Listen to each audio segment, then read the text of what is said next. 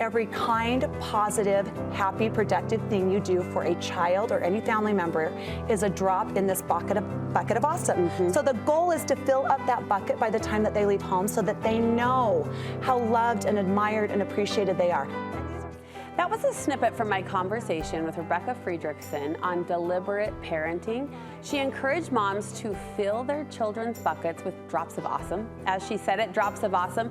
My next guest is all about that, but she has a different word for it. Saren Eyre Loosli, creator of the online community Power of Families, wants you to create golden moments with your kids and especially with your teenagers. Saren, welcome back to Studio 5. Oh, it's nice to be here. It's so good to see you, sister. So you say finding these flecks of gold in your day, with your kids, it's easier when kids are younger, right? They're snuggly, they're touchy. Yes. Those magical moments are sweet and happening all the time. I mean, there's so many moments. Bedtime's so beautiful and so cute, and you're reading stories with them, and it just happens naturally. There's hard stuff with the little ones, don't get me wrong, but there's a lot of sweet stuff too. But with teenagers, you say you have to be a little more intentional about finding these golden moments. Definitely. Sometimes teenagers are a little more prickly. Yeah. Oftentimes they have their own agenda and they want to separate themselves from you. It's a natural part of, human development. It's really important for them to feel like, hey, I'm my own person, right? But they need that connection still. So the more that we really think about how we can connect with them, the more chance we can actually do that.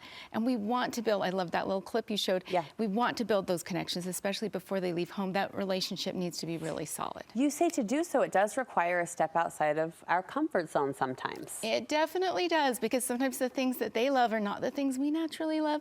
And sometimes the things that, when you want to give them a hug and they don't want to, it can be easy to be like, oh, it's a little awkward. Right, I'm not going to, right? So you have to really be intentional and be deliberate and be willing to say, this is hard, but it's right. I'm going to do it. I know it's for the good of the relationship and the connection. You've got some specific ways we can do that. First, prioritize tuck-in time. Now, I'm doing this with the 2-year-old. You say it applies to the 14-year-old too. It does, and it's kind of hard because sometimes they are, they go to bed different times, It's hard to time it right. But I've found that as soon as I kind of hear they went into their room, I'll try to time it, just drop whatever I'm doing for 5 minutes, walk in there and just say, hey, I hope you had a good day. I love you. Give them a kiss on the forehead. And I always try to tell them one thing I noticed about them that day.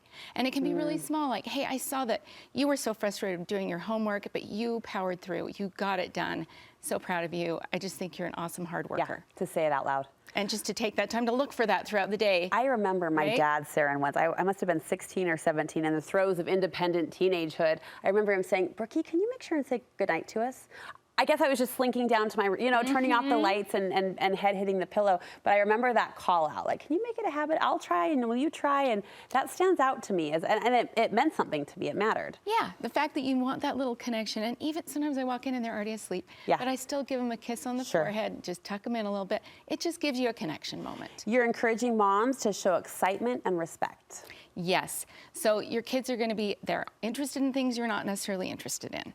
So quick story about this. My daughter, she is an awesome mountain biker. In fact, all my kids are. And I don't like to do things where I can't control what's happening with my body. It's not fun for me. So anyway, I usually will go on a hike nearby when we're on a mountain biking trip, and then, they can do their thing, right? But this one time we were on kind of an easier trail, and my daughter said, please come biking with us. It would be so fun. And I was like, this is not fun. I don't like this.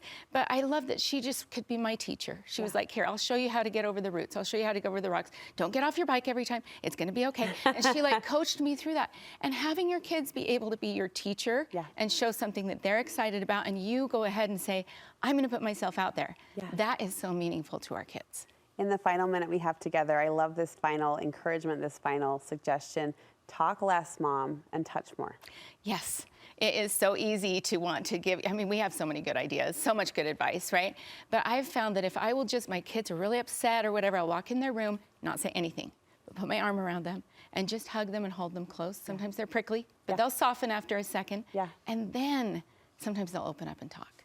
But that touch is what really brings in those moments that actually make them want to open So up. be the one to push past the prickle. I know you also believe in the power of a one-on-one trip with your big kids. Yes, we've tried to take each of our kids, well, I've tried to, my husband does it separately, but taking him on a one-on-one trip, I took my son to New York City when he was almost a senior in high school, and just to spend time saying, hey, what do you want to do?